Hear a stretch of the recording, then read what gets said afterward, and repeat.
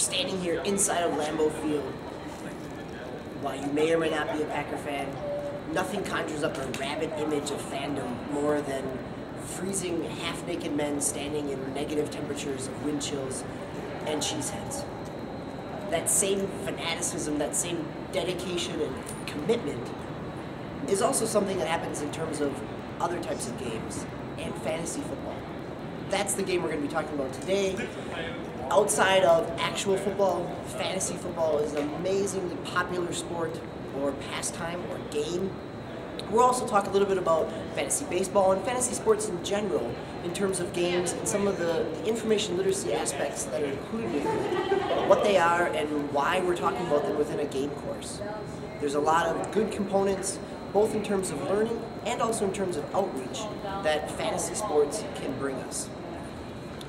But first, let's talk a little bit about what fantasy sports, fantasy football, fantasy baseball really are. Fantasy football. Fantasy sports in general, according to the Fantasy Trade Association, in 2007-2008, there's about 20 million players in North America that are playing fantasy sports, with 20 million people making them the biggest game around. Bigger than World of Warcraft, bigger than any other online game that's going on. And that's part of why they're included within the game aspect of this course.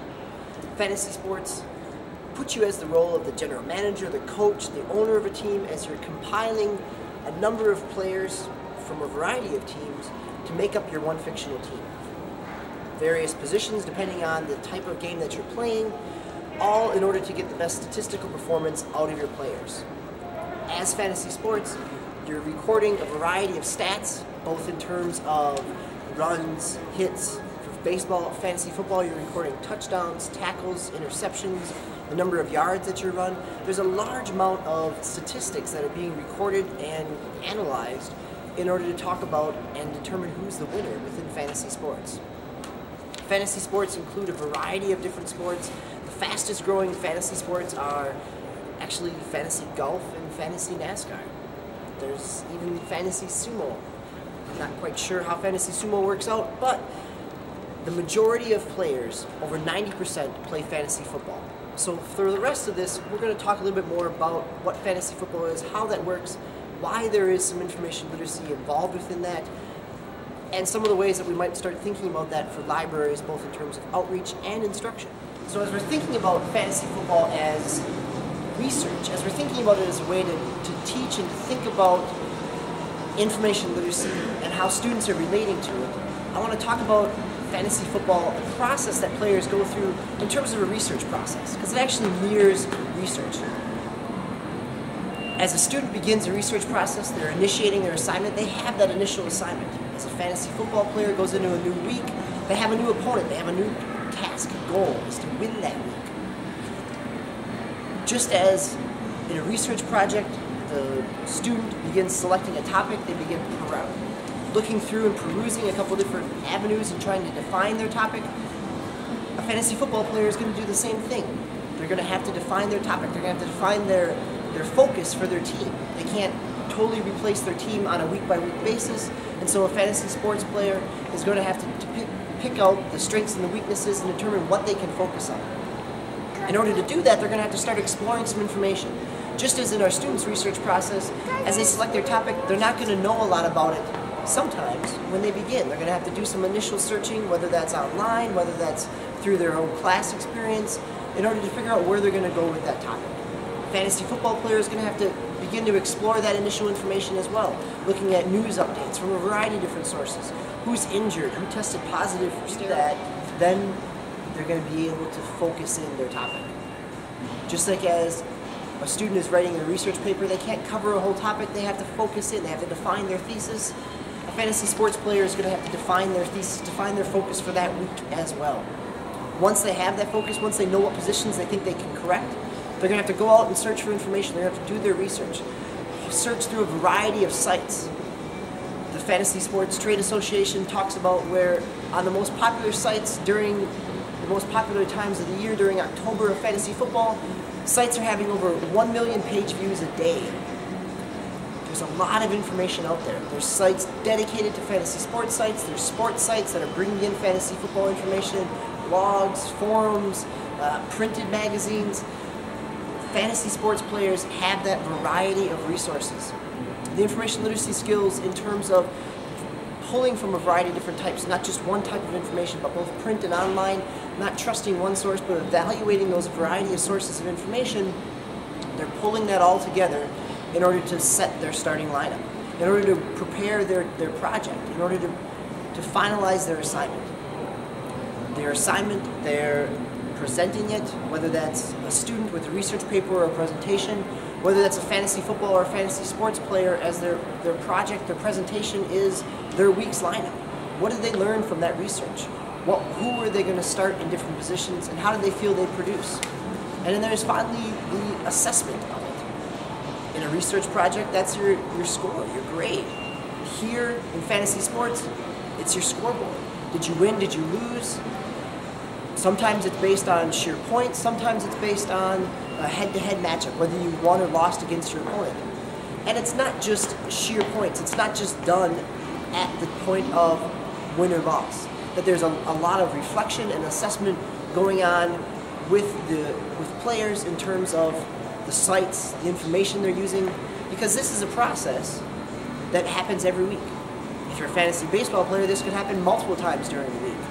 That you're setting up a new assignment, you've got a new opponent, you've got to do that research, you've got to evaluate that information and set your lineup, and then assess how it went. So this is an ongoing project, an ongoing process. Fantasy football, fantasy sports are an ongoing way that information literacy is alive within our patrons, within our students. That this is something they're familiar with, this is something that they're doing, and it's a wonderful way to connect research skills, library skills, information literacy skills with things that are meaningful and relevant within their lives, which means it's a way of reaching out to a variety of communities. Some libraries are using this to reach out to teens. Some libraries are using it in terms of instruction. It can be used as a way of bridging those information literacy gaps, talking about how they're evaluating information in all those different sources, and how they're making those conclusions. So as we've talked about, fantasy football, fantasy sports in general are a good way of starting to think about information literacy that our patrons, that our students are doing on a regular basis.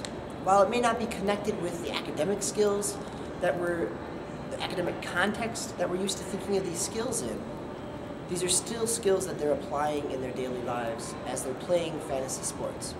The evaluation of information, the seeking out, defining their information needs, seeking it out through a variety of sources, not just trusting one source as they go, making those decisions, and reflecting on that process as they continue to go is very much the same type of skill sets that we want our students to live with and be strengthened in for information literacy.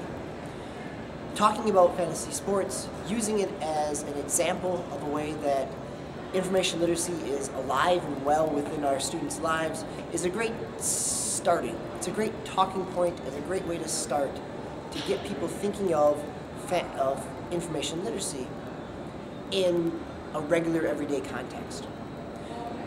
Some schools are using it to connect with student athletes as a way of engaging them in the process of getting them to think critically about information, that they're using it to start a dialogue and helping them see that information literacy skills are not something that is foreign to them, that this is a process of evaluating who's going to be the best player in fantasy sports or in any sport is something they're already familiar with. It's just a way of helping them see it in a different manner. So as we wrap up and think about fantasy sports, including fantasy football, in a variety of library contexts, it becomes a new way to involve players, involve patrons who are our players, in a different type of game. For a public library to do some type of outreach with teens or hold pre-draft events where you can all be researching and also be talking about information literacy skills in kind of a backhanded context as they're researching for their draft. Or hold draft events. There's plenty of other places, restaurants, bars, other establishments that hold draft parties why can't libraries? We have the facilities, we have the research enabled to do it. It's a great way to kind of changing an environment, just like gaming in libraries is a way of changing the library environment and creating a new space for patrons. Fantasy sports gaming is another way to do that. For school libraries and academic libraries, fantasy sports becomes a way to talk about information literacy, a way to involve our students and our patrons in a context that we can then begin to build on as we come back into the classroom for more traditional academic skills.